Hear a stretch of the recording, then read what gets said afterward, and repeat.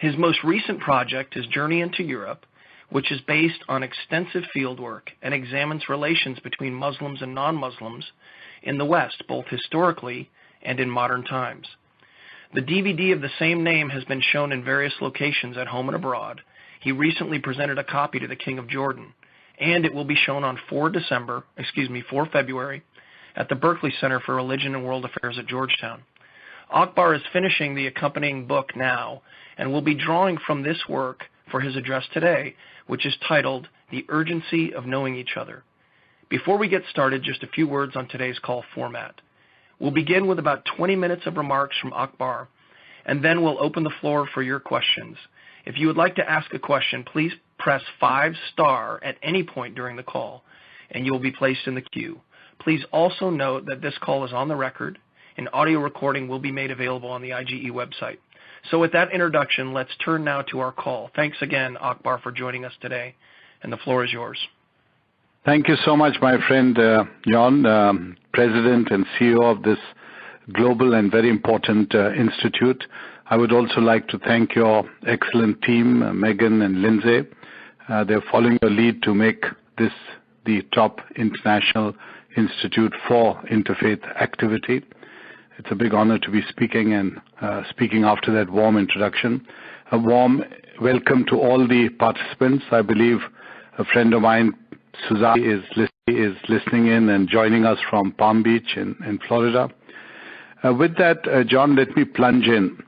Now, because we have limited time, I want to try to focus on two simple and very powerful ideas that I see in motion after 9/11. And this is what connected us straight after that terrible event and day when you, in fact, wrote your book and I wrote my book and so on, and we tried to make sense of what's going on. So the two ideas, as I see them, are one, the clash of civilizations, and secondly, and opposed to it, the idea of the dialogue of civilizations.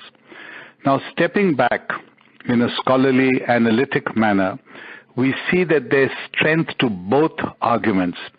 We see the clash of civilizations across the world.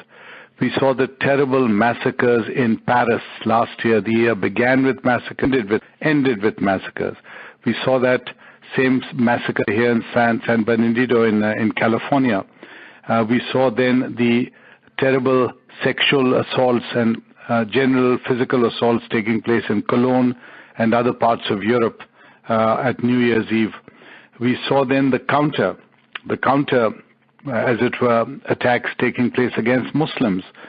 Muslims wearing the hijab, Muslims with beards, Muslim mosques being attacked, firebombed, and so on. There's another aspect in all this that really worries me, this clash of civilizations.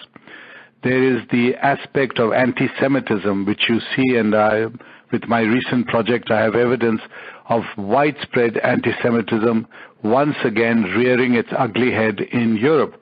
I talked to many chief rabbis, to the archbishops of Canterbury and so on, and people were really worried about what's happening with the Jewish community.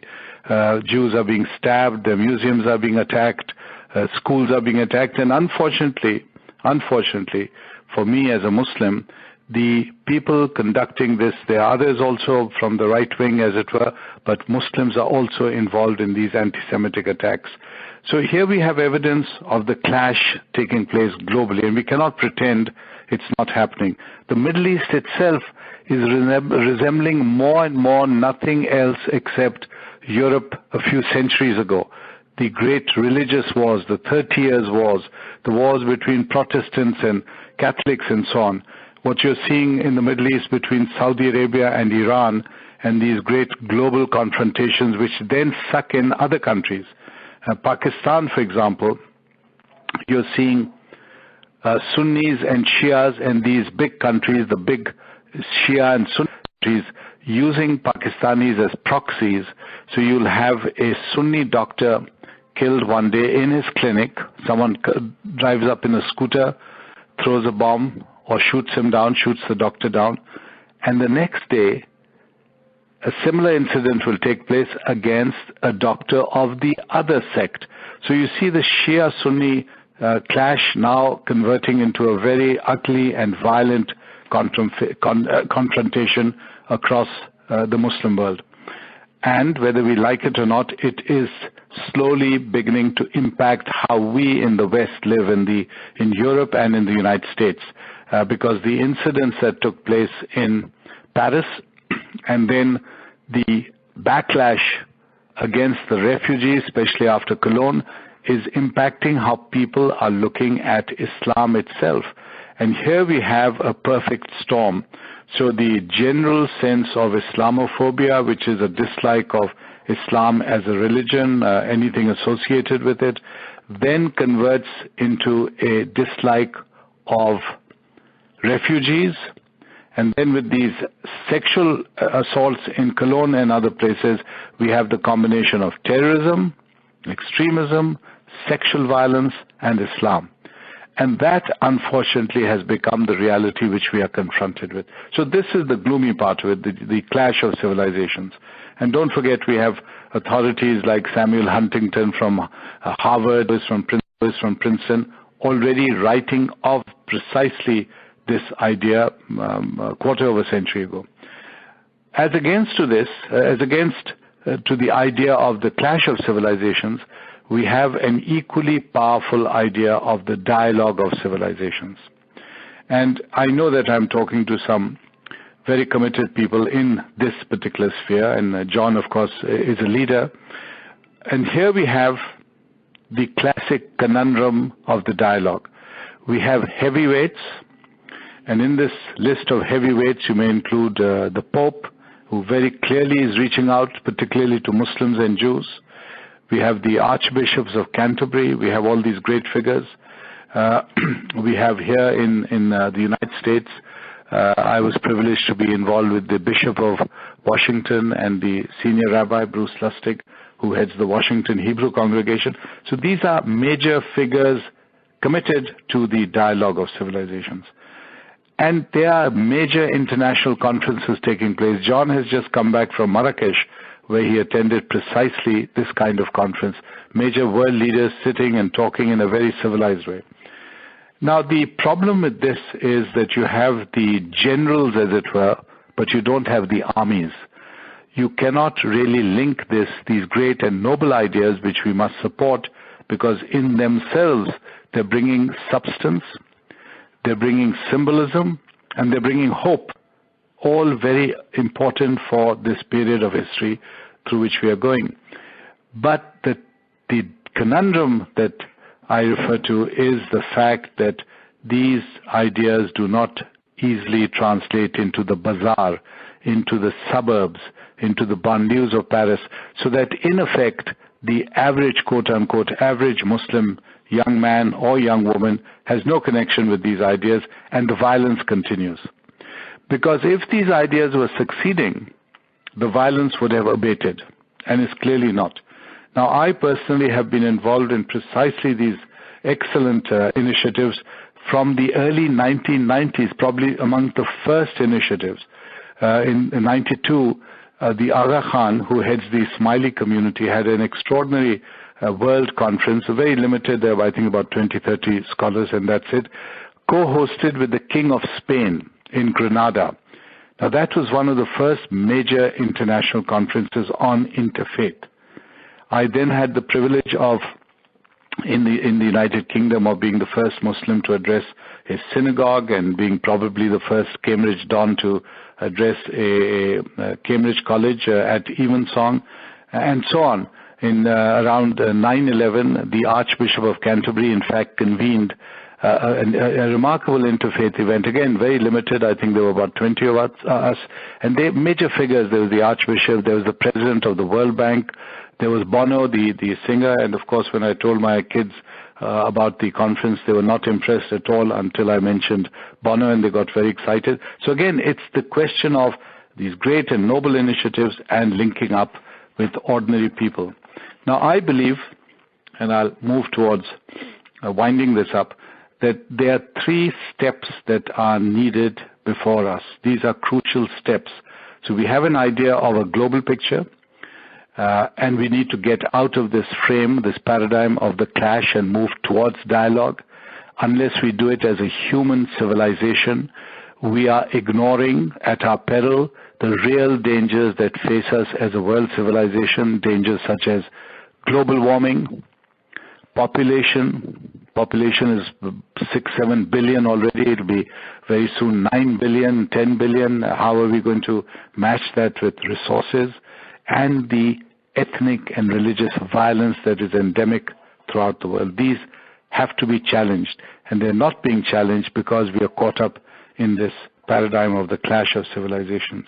So my very limited and very humble experience is this, that we need 3 steps. Number 1, we need to promote our understanding, our analysis, our studies, our efforts towards pushing for a world where we can see in each other values that are universal, values that emphasize education, knowledge, compassion, humanity, respect for the law, respect for your neighbor. Now, these are exactly what will be reflected in the great writings of the founding fathers of the United States.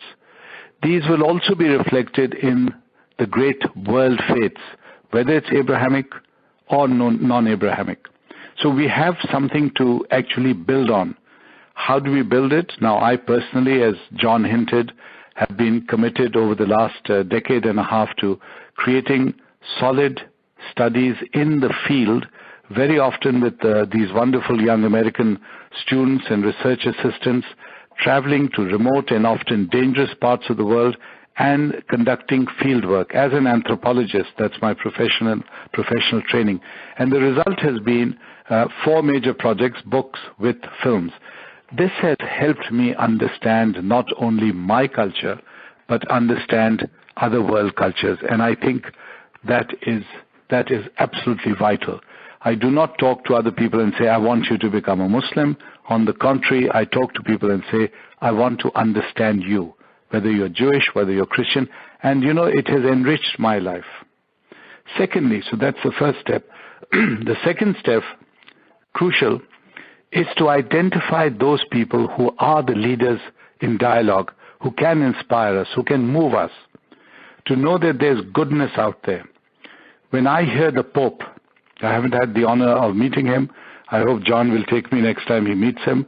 But I'm inspired by him. When I meet John, I'm elevated. I feel there's goodness in the world. So we really have to promote these people as a symbol of this particular idea of the dialogue of civilizations, however modest they may be and may not want that kind of projection. Number 3, perhaps the most important, the idea of dialogue has to be followed by a serious attempt at understanding. Very often these great dialogues, Marrakesh or my experiences at Canterbury and so on, start very well. But then the continuity sort of fades away. So we need the dialogue, but to be followed by a serious and committed attempt at understanding. By that I mean reading about each other, going to the library and picking up a solid book about each other, going to the house of worship of the other, visiting a neighbor who belongs to the other faith, really making an attempt to understand the other. So we have dialogue, second step, understanding, and third step, and this is the cherry on the cake, the ultimate, I believe, in the climax, as it were, in this movement, which is friendship. Friendship finally creates that relationship which will prevent violence, which will prevent terrorism, and which offers us the hope of seeing each other as part of a global whole. And again, I go back to my second point, which is seeing world leaders who give us hope. When I look at this young Prime Minister of Canada, I'm very inspired. I'm inspired to know that this man has appointed a Sikh who very often in the United States, unfortunately, or in Europe, unfortunately, is attacked or assaulted because he has a beard and a turban and people mistake him for a Muslim. He has appointed a Sikh as his defense minister, one of the most sensitive appointments. This Prime Minister was at the airport to receive Syrian refugees saying, welcome to your new country. My goodness, what a man. He's elevated, in my eyes, to the level of what the Pope would aspire to for all of us, for humanity. And I am sorry to say that as against this, we have ideas and images here in the United States and in Europe of refugees being called rabid dogs, of people actually saying that we should ban all Muslims, close all mosques. There's talk of internment. So again, we have to understand how urgent this movement is, and I applaud the IGE for actually selecting a title that reflects both urgency and the idea of getting to know each other. And the title itself carries both the challenge, that is the challenge of urgency, and the solution, which is getting to know each other. That sums up for me both our conundrum, our dilemma, and our solution as a world civilization. And for me, as my personal philosophy, I see every challenge as an opportunity. I do not let my research and sometimes the pessimistic prognosis as a consequence of my research ever affect my innate optimism and faith in human nature. Thank you, John. Akbar, thank you so much for the fascinating framing of some very challenging terrain. I'm sure our callers are eager to dive into the discussion, and we'll open the lines for questions. And I'll ask the first question, but just to reiterate the process here. As a reminder to audience members, if you would like to ask a question, please press 5*. When it's your turn to ask a question, Megan Carner, our administrator, will announce your name. Unmute your line so that you may ask it. Lines will be placed back on mute immediately following the asking of a question. Also, please note that if you're in the queue and for any reason you decide you no longer want to ask your question, simply press 5* again and your name will be erased from the list. Finally, for the sake of other callers, I ask that when you are called upon, please ask your question concisely rather than providing too much of your own commentary, but we definitely enjoy your thinking in the dialogue here today as well. So, Ambassador, my question relates to your reference to the Marrakesh declaration that I just attended. And you rightly described that at this event, very senior Muslim religious leaders from around the world gathered to say, within the tradition of Islam, we find respect for equal citizenship, rule of law, religious freedom, and we want to develop a framework so that the rights of minorities throughout, quote, Islamic territories can be protected. That's in a very important foundation and step forward. Coming from my own background in the security sector, I'm finding that the previous dialogue of viewing the globalizing terror threat in terms of disrupt, dismantle, defeat is now also evolving toward more of an appreciation for differentiating between destructive actors and voices and constructive actors and voices, and how we can work together to delegitimize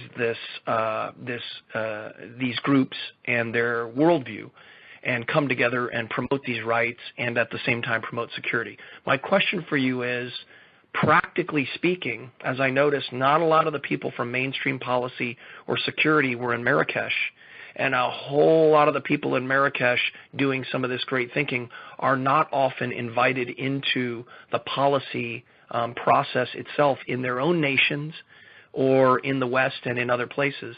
How does someone like you, with a background as a diplomat as well as a scholar, look at bridging that divide? Because I think in some ways that question will determine how long it takes before we start to see real tangible progress on the ground for some of the things you shared with us today. John, you're absolutely right. That is the dilemma, the conundrum that we face as practitioners of interfaith. Now, you're coming with this very rich background, and yet you'll find that unless you have your ideas translated in the field, that is, to ordinary people in Asia, Africa, and so on, we will have a problem, a continuing problem. That is our challenge. Now, the first point to understand is that there is movement.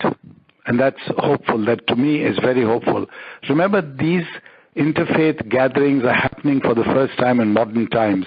The king of Jordan, the king of Morocco, the king even of Saudi Arabia, who had this interfaith session a couple of years ago, they're promoting interfaith as an activity which is endorsed by government. The challenge is, how do we now broadcast it? Now, if we can convince these very people that they need to send out the scholars, they need to broaden the inclusion, like you mentioned, security people, scholars, academics, student leaders, and I would even insist, John, that you involve those imams, those religious leaders who may be mainstream but are sort of hovering. You need to get people who can then translate these ideas to the mosques, to the khutbahs which are delivered on Friday. That is the challenge. Now, personally, I have endeavored every time on these journeys to speak to the mosque, to talk to the community. And one of the examples I'll give you briefly is my last visit to Pakistan last year, when I was invited to address the Senate of Pakistan, which is an extraordinary session because the Senate normally doesn't invite visiting American professors. And the topic was exactly this: Islam and the West. The challenges between these two civilizations. So I gave my talk. We had about 200 people, very distinguished. A former prime minister was in the audience, cabinet ministers and so on. And when I finished, a rather hostile-looking gentleman who belonged to a very right-wing party known to support the Taliban, he was a senator, he asked me a question which was loaded, very, very hostile. He said, why, can you explain to me, you speak glowingly of all these bishops and archbishops and rabbis and so on. Can you explain to us why America is on the warpath against Islam? Why does America want to destroy Islam? What have we done to earn the enmity of America? And I answered him, because I was expecting this question. I said, I thank you for asking this question, but let me tell you that I have been traveling in the United States. I've addressed many audiences. I'm very well received. People are very warm. They want to understand Islam. But one of the questions I get is exactly your question in reverse. So it's like looking in a mirror. They're asking me, can you explain, Professor, why your religion, Islam, wants to destroy us? Why does it want to attack us? Why does it want to exterminate us? So I said, I really feel that you asking this question are looking in a mirror. And perhaps if you don't have this attitude, perhaps if you stretch your hand in friendship, perhaps if you reach out, as you must as a Muslim is ordered by the Prophet to stretch his hand in friendship to anyone he meets, I would say you would have exactly that same response from non-Muslims who would equally respond to you. Because, John, to me, the greatest traditions of Islam in its history give examples of Jews, Christians, non-Abrahamic peoples living in harmony with Muslims. There have been bad periods, there have been violent periods, but by and large, the history of Islam, because within Islam, there's a very conscious idea that all of humanity is related and belongs to one whole. God in Islam is constantly emphasizing He's God of the universes. And in the 7th century, when Islam came, the Prophet has written this remarkable letter guaranteeing religious freedom even to the monks, the Christian monks within the Muslim world. He had treaties with the Jews which guaranteed complete religious freedom for them. So again and again you see that the seeds of interfaith harmony exist within Islam. Our job is to connect that, the great ideas, noble ideas, to the 21st century. You can't simply transpose a 7th century society into the 21st century, but you can remind us that there is no incompatibility between Islam in its purest forms and being absolutely comfortable and harmonious with non-Muslims.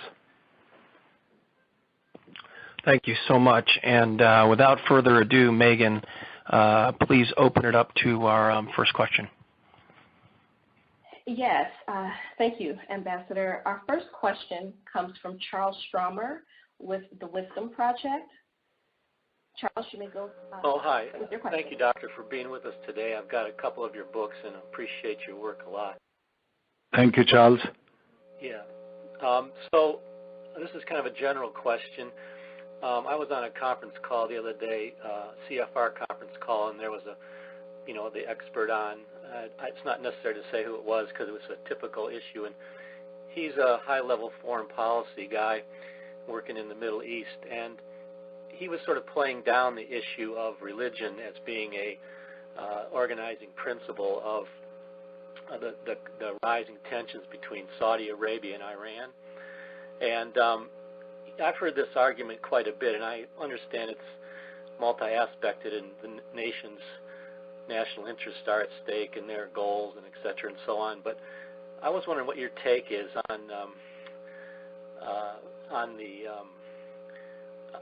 playing down the religious aspect too much. I kind of have my own understanding of that, but I'd like to hear your take from a lot of foreign policy people who are working to move, from the clash to the dialogue, which I'm the founding director of a thing called the Wisdom Project, and we've been doing that quietly behind the scenes for years. So your comment about the sort of how the Middle East these days is looking more and more like Europe a few hundred years ago is very big in my interest. So playing down the religious thing in the foreign policy field seems to sort of, cheat the discussion a little bit. And I'm just wondering sort of what your take is on that. Well, Charles, thank you, first of all, for the work you do. I really appreciate it, and your organization, which I know of. My take is this, and remember, I'm a South Asian Muslim. So for South Asian Muslims, both the Saudi position, the Orthodox position, because Mecca and Medina are in Saudi Arabia, and there's always this mythical link with the Arabs in prehistory, as it were, in South Asia, and with Iran because of the Persian influences in Muslim history. The Persian Empire and the Mughal Empire and so on had very close dealings in terms of culture, language, poetry, and so on. Both these civilizations have influenced South Asian Muslims. So this conflict, which is now so open and violent, creates some extremely uneasy choices. The Saudis asked, in fact, they announced, they said the Pakistan army with its nuclear program is our ally and will support us against this alliance they are forming basically against Iran. And of course that embarrassed Pakistan because the Saudis had announced it without consulting the Pakistanis. And then there was a bit of a diplomatic flurry, and in the end Pakistan concluded that it could not be involved, but at the same time took some initiatives. The Prime Minister and the very powerful Commander-in-Chief, General Raheel Sharif, they went both to Iran and Saudi Arabia to try to cool down relations. My take, Charles, is that of an anthropologist, of a scholar who's been studying these civilizations and is part of this region. Saudi Arabia is going through a very interesting phase of its own history, which has little to do with Islam and much to do with its own identity. Basically, as a tribal society, having to come to terms with its identity as a modern state. This, it has not resolved successfully. If you think it's all about Islam, how to explain that the Saudis are bombing and destroying miserable, illiterate tribesmen adjacent to Saudi Arabia itself? It's not even about Shiaism, because these tribes in Yemen, some of them are Shia, some of them are not. As for Iran, again, Iran has a complex which is historical, that it is a Shia state. It is the quintessential Shia state, but by Sunnis. So historically it had the Ottoman Empire on one side, it had the Mughals on the other from South Asia, who were basically Sunni, and throughout its history it has developed the sense of, I would even say, almost paranoia in terms of Islam, so that a lot of extremist Sunnis would say Shias are not even proper Muslim and they deserve to be killed. And people say that, the extremists. The Shia in turn would say we are the purest of the pure Muslims because we believe and follow the house of the Prophet. Now theologically I don't see any incompatibility in these positions, but politically, historically and culturally, you have the difference between Shia, Persian Islam, and the Sunni Arab Islam. And what you're seeing is this complicated move in the Saudis to try to resolve their sense of identity, and the Iranians reasserting their leadership in the Muslim world. So they're already reaching out there in the Middle East, they're up in Lebanon, they're in the Gaza Strip, they are in the eastern border of Saudi Arabia, and of course very close to in Iraq and in the UAE, creating some ripples and waves. So you can see that all this has very little to do with Islam as a religion, because both in Saudi Arabia and in Iran, people have a very deep attachment and understanding of Islam. I've conducted fieldwork in both countries, and I've met deeply religious people, deeply spiritual people in both countries who are genuinely attached to an idea of faith, a faith that promotes goodness, promotes compassion, promotes learning. I've been to Qom. If you go to Qom, Charles, as you may have, you'll see that Qom is, and I described it in something I did 20 years ago, as a kind of Oxford University, where you have libraries and scholars and these towers of colleges, and then you'll see all these ayatollahs with their robes scurrying between classes with books in their hands. It's a very academic environment. So these places of Islamic learning actually harbor and respect these scholars, but they have very little to do with what's happening in the world today. Today it's about geopolitics, it's about oil, it's about trying to promote your own geopolitical vision, very, very turbulent in a violent area, which is the Middle East right now. Okay. Thank you, Ambassador. Our next question comes from a caller. Unfortunately, I don't have their name. So, caller, I am going to unmute your line and ask that you state your name as well as your affiliation.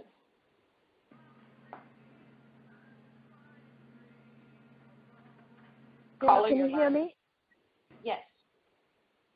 Oh, yeah. Sorry about that. My name is Jackie Ogega, and thank you, Professor, for sharing a very important point with us. I was wondering on the 3 steps you have identified, how we could involve women of faith. I do think that there could be some of my research and professional work has focused on women of faith and some of the barriers and opportunities that exist for them to engage in promoting understanding or dialogue. So I'm wondering how, you see, what kind of opportunities you see for women of faith to be involved in some of the barriers in your own work. Well, Jackie, first of all, thank you for asking this really important question. Not only is it a question which is relevant because very often in the public sphere, people condemn Islam, and sometimes rightly, that Islam does not give women rights. It treats them horribly, violently, and you'll see so many examples of these terrible honor killings and this female genital mutilation, etc., etc. And that is true. But Jackie, that is not Islam, that is Muslim culture. Female infanticide or genital mutilation or honor killings are not part of any Islamic teaching or learning. Simple as that. And yet it happens. So how do we involve women and how do we promote women? Because without that, Jackie, you have a Muslim world, half its population, as it were, sidelined. Now, you ask me personally. Personally, the 3 most important people of my life have been my wife, and I always joke with her when we go for a walk, and I say, don't walk even slightly 1 inch behind me. I'd like you to walk 3 steps ahead of me, because Muslims are expected to have their wives walking 3 steps behind. But considering how important you are in my life and how much I respect you, you must walk in front of me. My mother and my daughter, 2 daughters in fact, both of them, remarkable women. My eldest daughter, Dr. Hoti, in fact, got a PhD from Cambridge, was appointed the first founding director of the only Jewish Muslim center at Cambridge, a very successful institute. She was supported by the Chief Rabbi of the United Kingdom, by the Archbishop of Canterbury, and was really very successful, and she created a huge impact by taking Jewish women to mosques, Muslim women to synagogues. This sort of thing had never happened before, because now she was reaching out to the women. And now she went back to Pakistan and said, I'm going to do the same thing in Pakistan. And she actually sent me pictures of an American female rabbi sitting with her students. Now, Jackie, you will understand that in Pakistan, things are very tense. There are people who want to kill you if you want to talk to other Muslims like the Shia, forget non-Muslims. And yet here she is with a female rabbi from the United States in her class. So women in the Muslim world are out there. I would really call them the real heroes of the Muslim world. And this answers John's question, that you need to activate them to get to the public, to get to society. They can reach out to homes, to women, and to children and the next generation. You know the famous saying that you educate a woman and you educated the future. That's what we need to be doing. So I'm very pleased to say that with all my projects, including the Europe project, half my team was always female. So even Amane, my daughter, took leave. She spent a couple of months with us doing field work, but the result was we have incredible data from women, which normally is not, it would not be accessible to me as simply a man. So yes, I would very strongly advocate the full support to women. And remember, some of the most inspiring figures from the Muslim world are women. You have Malala Yousafzai, you have Benazir Bhutto, who was martyred for promoting dialogue in the Muslim world. You have these extraordinary women. We need to recognize them and support them. Okay, thank you. Our next question also comes from a caller. Caller, I don't have your name, so I am going to unmute your line and just ask that you state your name and your affiliation. Yes, this is Michael Ainsley calling, along with my wife here, Suzanne Ainsley. We hosted Akbar last week in Palm Beach. He gave a really wonderful, wonderful lecture to about 700 of our friends and neighbors and fellow Palm Beachers. And Akbar, you did a remarkable job of characterizing Muslims in a different way than I think most people here had thought. You said, look, don't think of us as a unitary religion, just like no one else's religion is unitary. You generally broke it into three categories. I believe the categories were fundamentalists and radicals, more spiritual in the middle, and then what you called modernists. Could you elaborate a bit on that and talk particularly about the debate and the challenge within Islam between the fundamentalists and the modernists? Michael, thank you for that question because it links up with what Charles had said and what John said in his introduction. And by the way, Michael, delighted you're part of the discussion because I knew that Suzanne was going to join us. I thought you may be on your constant and important travels as heads of so many important institutions. So delighted you're with us. Now, the three categories to me, Michael, I feel are much more satisfying in understanding the Muslim world than the categories we often use. So, Charles talked about Saudi Arabia and Iran, for example, Shia, Sunni, for example. Now, the categories that you raised, and I would repeat them, one, the first one is literalist.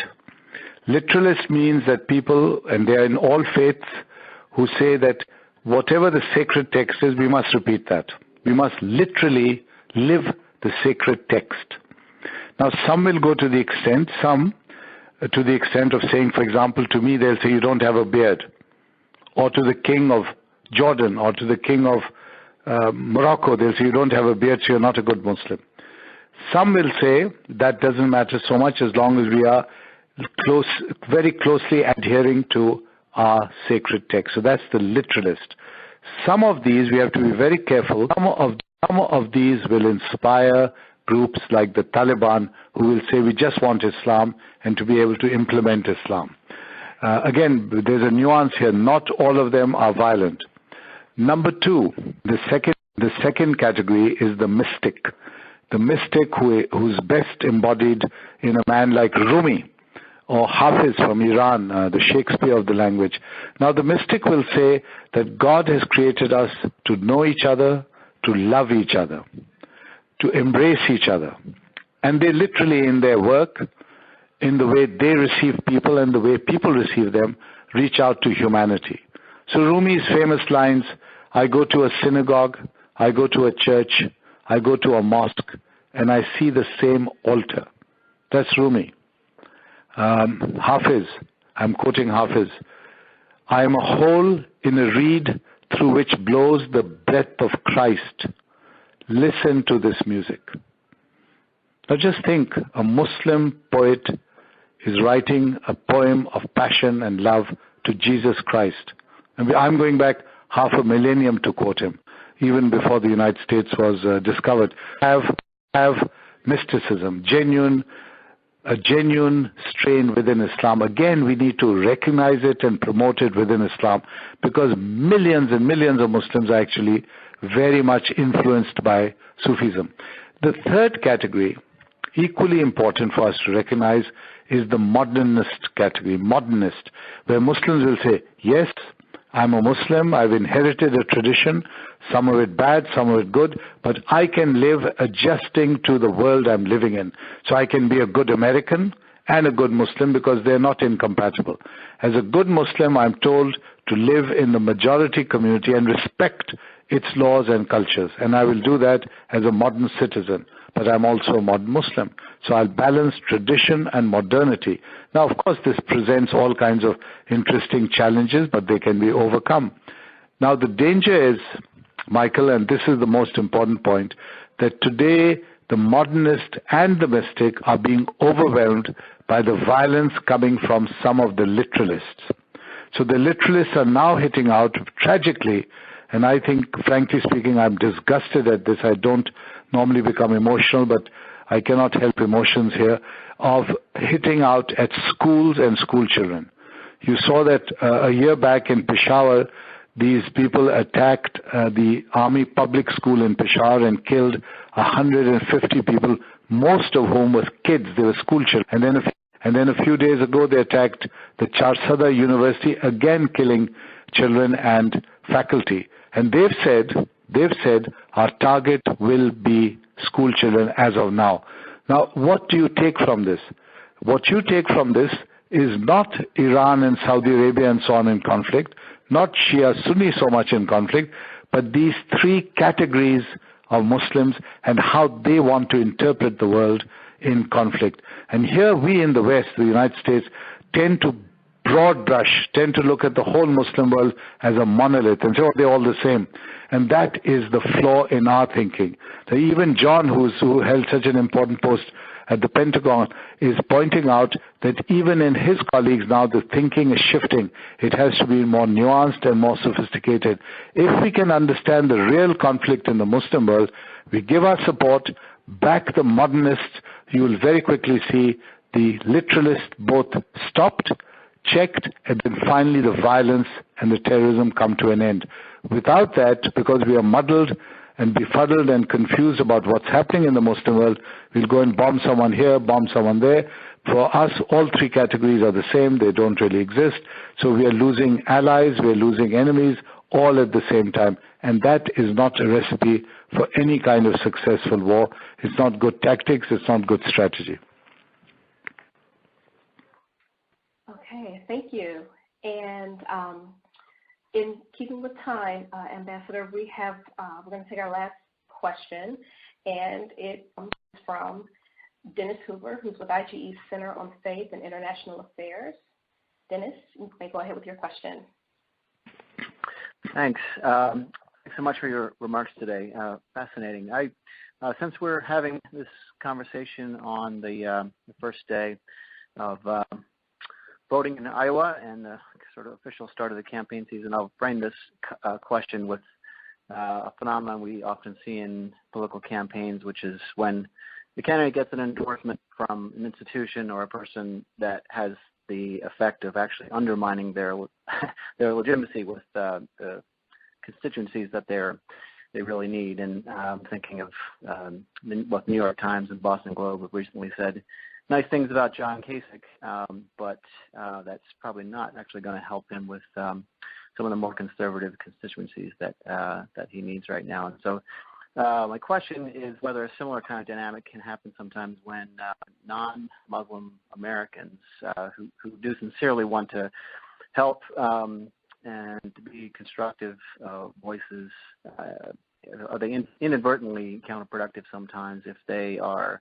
kind of eagerly endorsing and glomming on to Muslim leaders who they label as moderate and think of in that way, but does too much of an affiliation with Americans and with that label of moderation, does that inadvertently hurt the legitimacy of Muslim leaders with the very Muslim communities around the world that we're hoping they're going to be able to be a positive influence on? So my question is, how best approach this and not inadvertently be counterproductive? Dennis, that's a great question, and I'm glad you're bringing out the nuances. Now, it's important that we understand if you have these three categories and we go charging in and say, okay, we're going to support the moderates. Let's say we're going to support Malala Yousafzai. She was shot by the Taliban. You saw the immediate reaction. The immediate reaction in Pakistan, her own country, was a complete rejection of Malala. So this genuine heroine, this incredibly brilliant young woman, suddenly was receiving the most vitriolic hatred from Pakistanis. I mean, can you imagine this Nobel Prize winner was actually getting so much hate mail that it just stunned me. Now, the reason is people immediately associated her with America promoting her, the West promoting her, deliberately to somehow show Islam in a bad light. So yes, this is a genuine question you're asking, and we need to handle it very tactfully. Now, I would say support should not be in this bull in a china shop style of policy where you go charging and say, we just support A, B, or C, very often ending up by supporting these disgraceful dictators, these corrupt dictators, these tyrants. In the Middle East, for example, we've been supporting Mubarak's and other dictators for many decades. That to us is modernity, and it genuinely is not. Ordinary people want nothing more than being able to have access to education, to health facilities, clean water, and some possibility of leading a normal, decent life which protects their family and their children. Now that is what they want. And if we can promote that idea, the idea for me, for America, is the idea of a society based in the vision of the founding fathers of the United States, where you can talk of compassion, of knowledge, of understanding, respect for the law. Promote that idea through universities, through colleges. They don't have to be moderate or mystic or literalist. They just have to exist. I was educated at Foreman Christian College, a Presbyterian college, and now university in Lahore. And we produced, at my time, at least two presidents came out of that. Presidents of the country came out of FC College. And FC College has produced hundreds of parliamentarians, scholars, and so on, who promote this kind of modernity. But no one tells us that you are the modernist position, because we also had, I personally had mystic leanings, and I was fascinated by Sufi Islam. So you have a capacity to promote educational institutions, scholars, scholarship, conferences, and that in turn generates what you want to generate, which is modernist Islam. So I would say, Dennis, this is a subtle, long-term game. It's a game of chess. Unfortunately, our most popular game is not chess. It is, Dennis, as you know, baseball. So we want to go in, bang, slam, and come out again and go on and do something else in the evening or the next day. But you have to be involved in a long-term, very sophisticated, nuanced manner for us to be able to win this very difficult mess that we are in right at the moment. And the mess is so difficult because you cannot opt out of it and you cannot go further into it. It really is like a quicksand, this whole Middle East business. Look at Syria, for example. So in order to win this in the Muslim world, we need to think long-term and sophisticated, education, knowledge, respecting those societies, so that the modernists in those societies pick up the skills, the talents to be able to create societies in the vision of what we would recognize the vision of the Founding Fathers, they would recognize as their ideal versions of their own faith. Okay, thank you. And John, we are done with questions in the queue, so I'll turn it back over to you. Yeah, thank you. So, Professor Ahmed, before we let you get away, I just wanted to ask you one more question because we've got 7 minutes. It won't take long, but something struck me as you were talking. And I remember at the Marrakesh Declaration, somebody stood up and said something that I thought was profound, and I wanted to get your reaction. I want to emphasize, and as you know, IGE administers under the leadership of Chris Seipel, our chairman of the board, the Cradle Fund, which seeks to rescue, restore, and return Christians and religious minorities to the Middle East. It's kind of shorthand for the cradle of Christianity for so much history that took place in the region. And there's been a great deal of support from many sectors, and there's been a lot of partnerships and tangible outputs on the ground for this IGE priority. So with that as a backdrop, a European official stood up in Marrakesh and had about 2 minutes to speak, and he looked across all the religious leaders and he said, I am here to announce that in Europe we know that Islam is a European religion and it has the right to be practiced freely. We respect it, and we will build on that common ground of respect for religious freedom. And it was a great statement. My question to you is, as I connect those two dots, have you heard, or how likely would it be to hear, or what powerful impact might it have to hear senior officials or senior religious in the Middle East stand up and say, I want to declare that Christianity is a Middle Eastern religion, and it too is an integral part of the fabric of this society, and we will work to engage and support it and ensure it will be practiced freely, which is essentially what the Marrakesh Declaration was about, but not that hard-hitting statement, Christianity is a Middle Eastern religion. I'd like to get your reaction to that. John, I think that what the European official said was absolutely right, that Islam is a European religion. It comes to Europe in the 8th century. Now, a lot of people don't know this, that one of Europe's most glorious chapters in its history is the Andalusian period. In this film of mine, Journey into Europe, which I hope Michael and Suzanne would have seen by now, the first half an hour is about Andalusia, and it just stuns you as to what was going on then.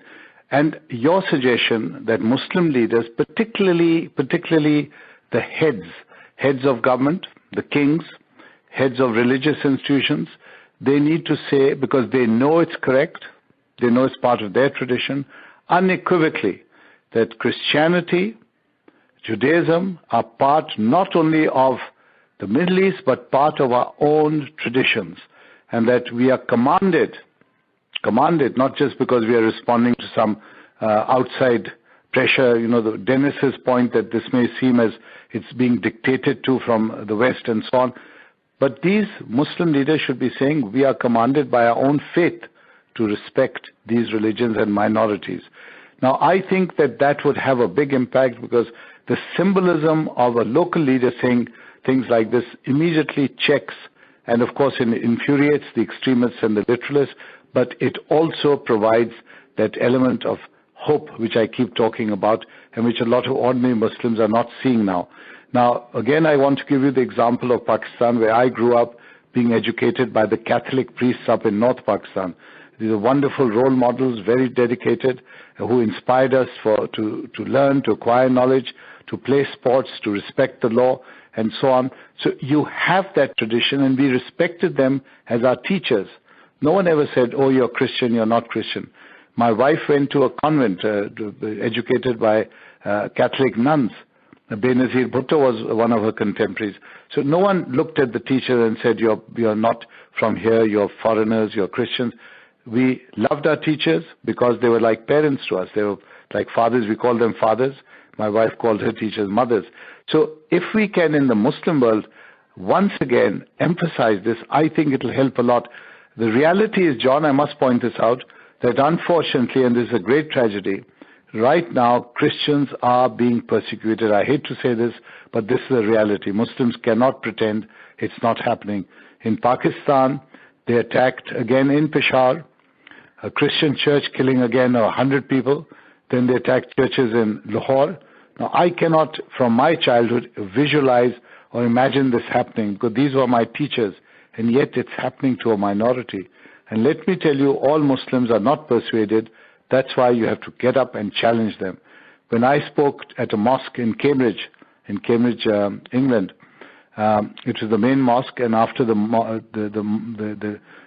lecture, some Muslim leaders actually, because I had pointed out that Muslims need to look after their minorities and not just complain about life in the West for Muslims and not just say there's Islamophobia.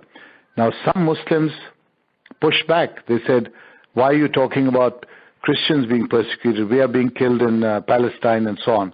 So I told them, I said, your response should not be tied to how others are behaving.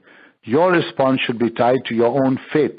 And I'm surprised that in a mosque, you're actually condoning or overlooking what Muslims are doing in countries like Pakistan or Egypt, where the minorities, particularly the Christians, are feeling very much under siege. And this, I said to myself, John, was Cambridge. This is a Western environment, and these are Muslims growing up in the West. And I thought to myself, my God, think of what these Muslims would be saying in their own environment in Pakistan or Egypt.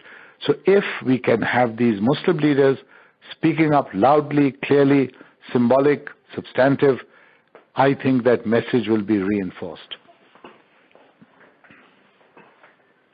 Thank you so much. It has really been an honor to have you with us, and I will say every time from my time working on the book project or the Pentagon that I've reached out to you, you've always been there for me and for IGE, and we thank you.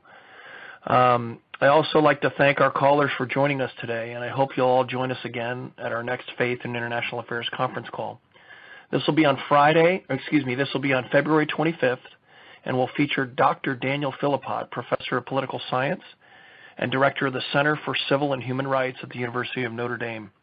Dr. Philippot will be discussing findings and recommendations derived from a major international research project on Christian responses to religious persecution. Thank you all again. Thank you, Ambassador Ahmed, and have a wonderful day.